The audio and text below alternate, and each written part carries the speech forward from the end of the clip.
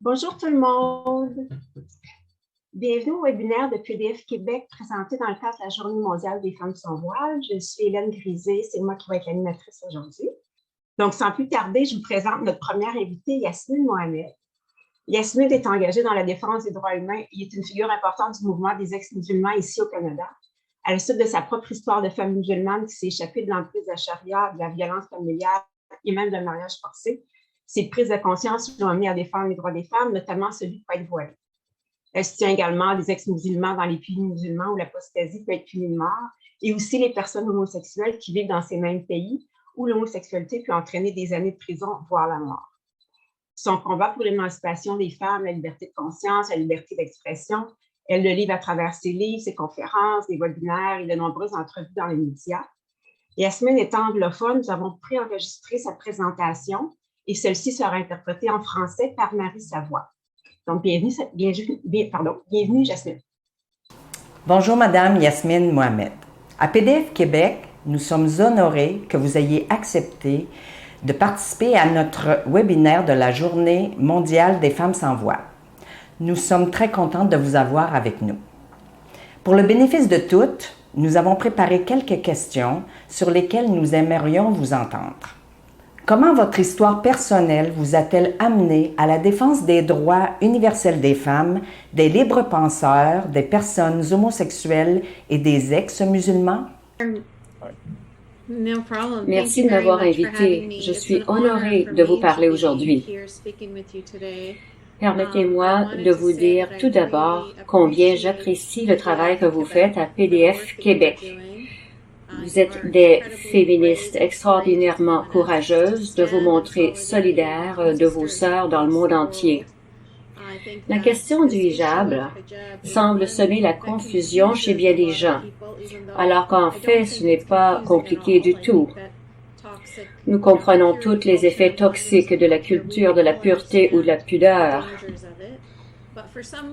Mais on dirait que lorsqu'il s'agit de l'islam, les gens ne savent plus trop quoi penser. Je suis très reconnaissante de voir que pour vous, la question est claire, que vous comprenez le féminisme et que vous comprenez aussi l'importance de défendre la laïcité. Voilà pourquoi je tenais à vous dire que je suis honorée de m'entretenir avec vous aujourd'hui. Pour répondre à votre question, pendant toute ma vie, en tant que femme musulmane, je n'ai jamais senti que j'avais le contrôle de ma vie. Parce qu'on me disait toujours quoi faire, quoi porter, et même qui je devais épouser. Toutes les décisions étaient prises pour moi. Dès que j'ai réussi à me libérer et à libérer ma fille après un long cheminement,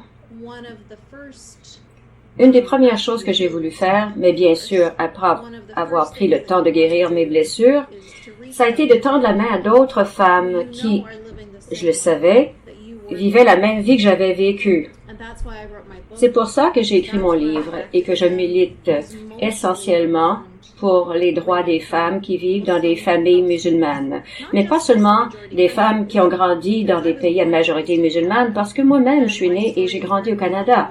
Et la situation que j'ai connue est très fréquente chez des femmes musulmanes vivant aussi bien en Allemagne, en France, en Suède, en Égypte, en Arabie Saoudite, en Somalie et en Afghanistan. Enfin, peu importe le pays.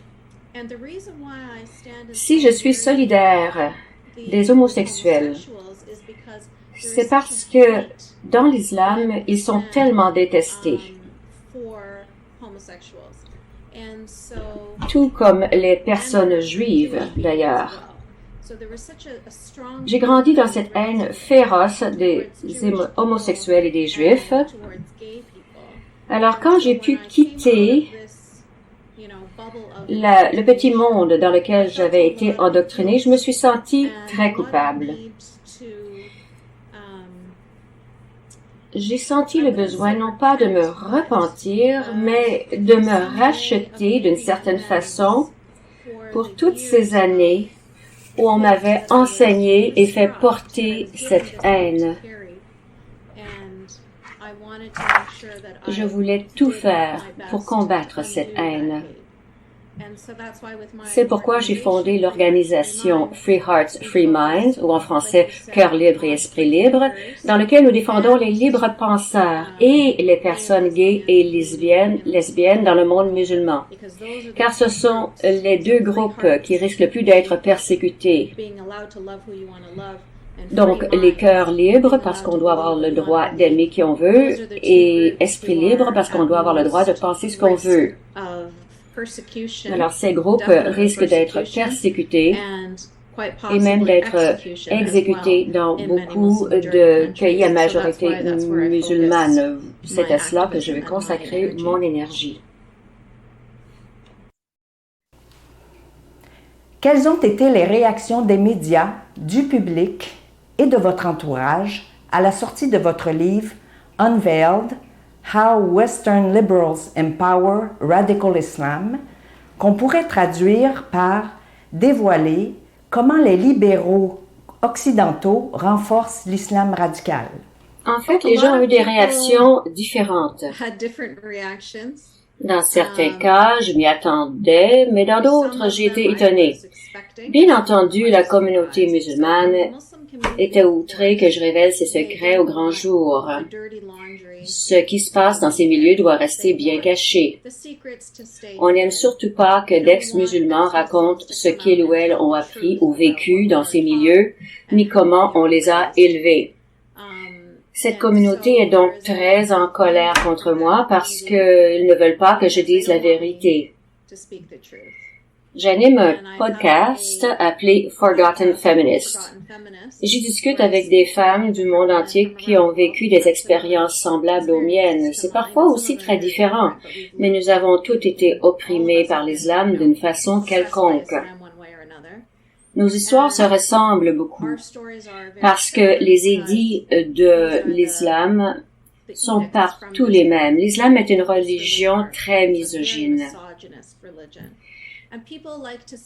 Il y en a qui m'accusent de mentir et de dire que je raconte n'est pas vrai, mais plus nous sommes nombreuses à prendre la parole, plus il devient difficile de diaboliser une seule personne et de tenter de la faire taire. Plus les voix seront nombreuses à se faire entendre, plus il sera difficile de nous réduire au silence. Voilà donc la réaction en gros de la communauté musulmane. Quant aux réactions de la gauche, et même de l'extrême gauche dans le monde occidental, elles m'ont beaucoup étonnée.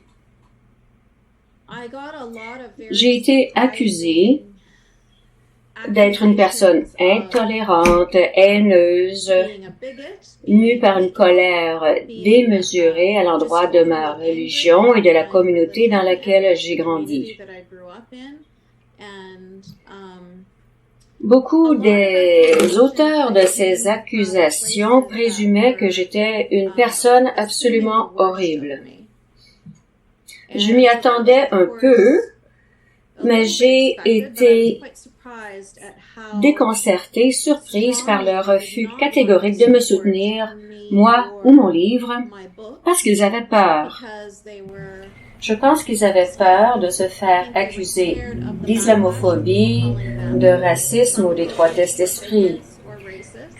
Évidemment, ils avaient aussi peur d'être la cible de violences physiques ou d'actes de terrorisme commis par certains musulmans après la publication de livres ou de caricatures qui leur déplaisent. Malheureusement, la gauche ne m'a pas du tout soutenue et c'est pourquoi je suis si reconnaissante à l'endroit de PDF Québec. J'ai dû publier mon livre à compte d'auteur. Comment la Colombie-Britannique où vous vivez, ainsi que le reste du Canada multiculturaliste, gère-t-il la présence des signes religieux, dont le voile, dans les institutions publiques, les écoles et les universités? It is incredibly depressing for me to answer this question for you.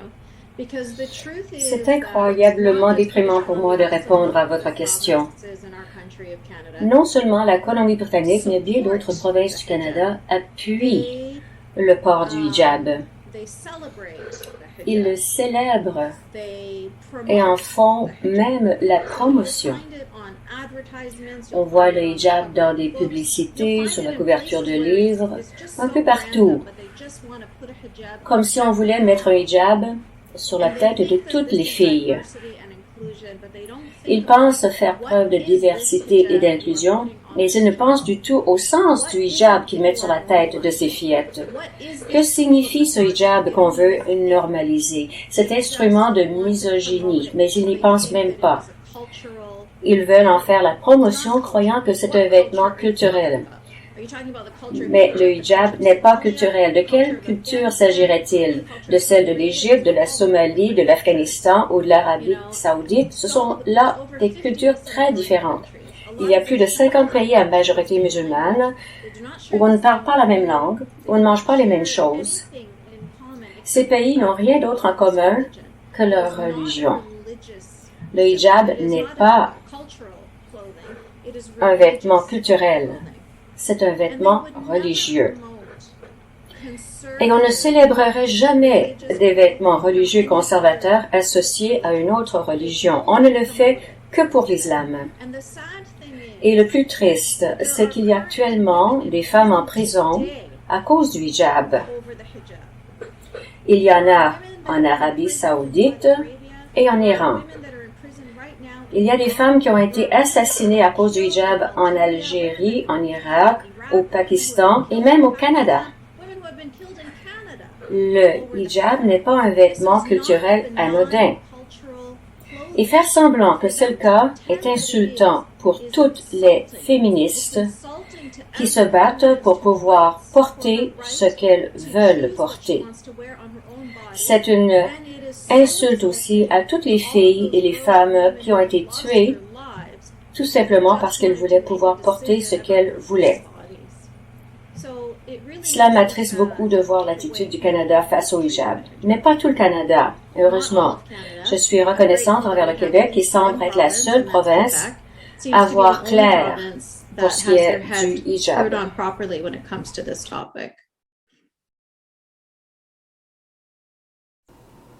En quoi la burqa ou le niqab sont une atteinte à la dignité des femmes? Devrait-on interdire le voile intégral dans les institutions publiques pour prêter le serment de citoyenneté, mais aussi dans la rue, les commerces et les moyens de transport? It is dehumanizing to women because the whole reason for the hijab is victim blaming. The whole purpose of it. Cela déshumanise les femmes parce que le hijab a pour objectif de pouvoir rejeter la faute sur la victime. On dit aux femmes, couvrez-vous la tête si vous ne voulez pas être violée. C'est votre responsabilité. Au lieu de s'adresser aux criminels, aux hommes, on impose aux femmes la responsabilité de porter le hijab. Pourtant, tout le monde sait qu'il est toxique de rejeter la faute des agressions sur les victimes. Et il y a également un autre message très clair. Les femmes qui le portent hijab sont pures et elles iront au ciel. Celles qui ne le portent pas sont de sales putes qui brûleront en enfer. Cela crée une dichotomie entre les femmes, l'image de la Vierge ou de la putain. Il y a une foule d'autres raisons pour lesquelles je déteste le hijab. Il enlève toute individualité à la femme et fait d'elle un porte-étendard de l'islam. Elle n'est pas un individu, elle n'a pas de personnalité, elle doit constamment, en fait, elle doit être le symbole de cette religion. Les hommes n'ont pas à subir la même pression. Il y a aussi la violence liée à l'honneur qui est reliée à cela. C'est la femme qui porte la responsabilité de l'honneur de la famille, de la religion, et parfois même celui de tous les Arabes, ou même de tous les musulmans. C'est un lourd fardeau à porter pour elle. Et en cas de manquement, des gens de son entourage, parfois même des membres de sa propre famille, vont la battre ou même la tuer sous prétexte de défendre l'honneur de la famille. Je pourrais expliquer longuement pourquoi le hijab est toxique et si déshumanisant. J'ai moi-même porté le hijab de l'âge de 9 ans à 19 ans. À 19 ans, on m'a forcé à porter le niqab, à couvrir tout mon corps et mon visage d'un voile noir. Je portais même des gants noirs. Et je marchais dans la rue, je me promenais comme une morte. Je me sentais comme un fantôme. Je voyais les gens autour de moi, mais eux ne me voyaient pas. J'avais l'impression de ne même pas faire partie de l'humanité ou de la société. Je me sentais complètement isolée et déshumanisée. Donc, pour répondre à votre question,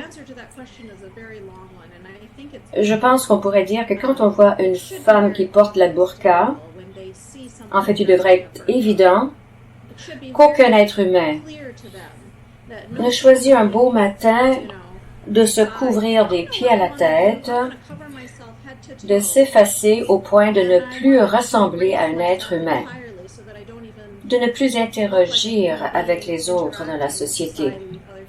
Personne ne voudrait se diminuer de la sorte. Il est évident que si on le fait, c'est qu'on y est contrainte. Que l'on y soit contrainte par son père, son mari, son oncle, ses frères ou même par son Dieu qui lui dit qu'elle doit le faire, sinon elle ira en enfer, il y a une contrainte. Et c'est très triste à voir. Et vous me demandiez, je crois, si j'étais pour l'interdiction totale de ce vêtement. En tant que femme qui a vécu et a été endoctrinée dans cette communauté, je suis d'accord avec les choix que certains pays, comme la France ou certaines provinces comme le Québec, ont fait en ce qui concerne la laïcité. Dans la sphère publique, il est très important que les décisions soient prises par des personnes objectives ou perçues comme telles. J'ai dit tout à l'heure que les homosexuels sont diabolisés dans l'islam, qu'ils devraient être mis à mort selon la charia. Alors, imaginez un instant comment un jeune homosexuel pourrait se sentir lorsqu'il doit s'adresser à son enseignante si elle porte le hijab, ou encore une adolescente lesbienne. Ces jeunes savent très bien ce que leur religion dit. Ils ne se sentiront pas à l'aise de parler à une femme qui porte un symbole qui montre son appartenance à un groupe de personnes qui détestent les homosexuels. C'est très important pour les personnes en position d'autorité, surtout lorsqu'on occupe un poste relevant du gouvernement, d'être objectif. Je pourrais vous donner un tas d'exemples où des gens se sont adressés à des travailleurs sociaux ou sont allés dans les refuges pour personnes itinérantes et qui ont eu affaire à des intervenants musulmans. Ces cas se sont passés à Toronto et en Colombie-Britannique. Et ces gens se sont fait répondre « Tu devrais avoir honte, tu déshonores ton père, retourne dans ta famille et demande pardon. » C'est pas le genre de soutien dont on a besoin quand on cherche à se réfugier dans un hébergement pour sans-abri parce qu'on fuit sa famille. Vous ne voulez pas qu'on vous renvoie à votre famille. Donc, je suis d'accord avec l'interdiction du hijab lorsqu'il s'agit de postes d'autorité. Eh bien, c'est autre chose lorsqu'on parle de restaurants ou de centres commerciaux. Là, je crois que ça doit être permis. Excusez-moi. Dans la question, je parlais de voile intégral et non pas du hijab. Personnellement, je crois que ça pose des questions de sécurité. À mon avis, ce devrait être interdit de porter le niqab. Il y a eu beaucoup de cas où des personnes en niqab ont fait des enlèvements d'enfants, ont fait des attentats suicides, il y a eu des vols également. Ces gens portaient le niqab, on ne sait même pas s'il s'agit d'un homme ou d'une femme. Il y a même des viols commis dans les toilettes publiques parce qu'un homme peut enfiler un niqab et entrer dans des espaces réservés aux femmes sans être reconnu. Bien entendu, les caméras de surveillance ne servent à rien dans ce cas. J'ai moi-même vu la vidéo d'un enfant qui se fait enlever. On voit l'enlèvement se produire, mais il n'y a pas moyen de reconnaître l'auteur de l'enlèvement. Quant à moi, le niqab pose des problèmes de sécurité. Moi, je ne crois pas qu'il faut donner un statut particulier aux religions. D'abord, le niqab n'est même pas un vêtement relié à l'islam. C'est le vêtement d'un extrémiste. Même dans des pays comme le Maroc, l'Égypte, le Qatar, l'Afghanistan, eh bien, on met des restrictions au port de la burqa. Même dans un pays comme le Qatar, un des pays les plus islamistes au monde, eh bien, on ne permet pas aux personnes en niqab de travailler dans les banques. Il y a toutes sortes de restrictions. Et si on impose ces règles, c'est parce qu'on accorde la priorité à la sécurité. Ils comprennent que ce n'est pas une exigence religieuse. And the reason why they have those restrictions is because they have put safety first and they understand that this isn't a religious requirement. But when they come in Canada, mais là, vous avez des gens qui viennent au Canada, aux États-Unis ou dans les pays occidentaux et ils font semblant que c'est une exigence de leur religion. Je dois porter le niqab parce que mon Dieu l'exige. D'abord, Dieu ne vous impose pas de le faire et deuxièmement, ça ne fait rien, même s'il l'avait fait. Nous sommes ici dans un pays laïque, la même loi s'applique à tous et à toutes. Vous ne pouvez pas vivre dans cette exception religieuse dans notre société. Si c'est si important pour vous de se vêtir comme cela, eh bien, vous pouvez aller en Afghanistan et tout le monde va vous appuyer. Vous n'aurez aucun problème. Mais le fait de venir dans un pays laïque et de s'attendre à ce que le pays change ses lois pour vous accommoder, ça me semble très arrogant et très égoïste. Pourquoi êtes-vous favorable à la loi 21 établissant la laïcité de l'État qui a été votée au Québec en 2019? Comme je l'ai dit tout à l'heure, il est très important que les gens en position d'autorité soient absolument objectifs. C'est très important. En ce qui concerne la laïcité en général, il est extraordinairement important que nous qui vivons dans des pays laïques défendions la laïcité de toutes nos forces. Nous savons que les fanatiques religieux sont prêts à utiliser tous les outils à leur disposition pour élargir la portée de leur religion et pour terroriser les gens afin qu'ils les suivent et pour faire peur aux gens afin qu'ils ne critiquent pas la religion. Et quand on fait affaire à un tel adversaire, il faut répondre avec force. Il faut dire non. Nous sommes ici dans un pays laïque. Voilà les limites qu'il faut respecter. Vous ne pouvez pas être hésitant quand vous faites affaire à des gens qui sont prêts à décapiter des enseignants à cause de simples caricatures. Ce n'est pas le moment de croire que tout le monde il est beau, tout le monde il est gentil. Ce n'est pas le monde dans lequel nous vivons, malheureusement. Alors, si nous voulons vivre dans un pays laïque où tout le monde se sent libre et se sent en sécurité, nous devons défendre la laïcité, défendre nos valeurs résolument et sans s'excuser. Merci à vous. Nous vous remercions chaleureusement de votre disponibilité et de votre générosité. Votre implication envers les femmes est importante, voire essentielle. Merci, Madame Yasmine Mohamed. You too. Merci beaucoup.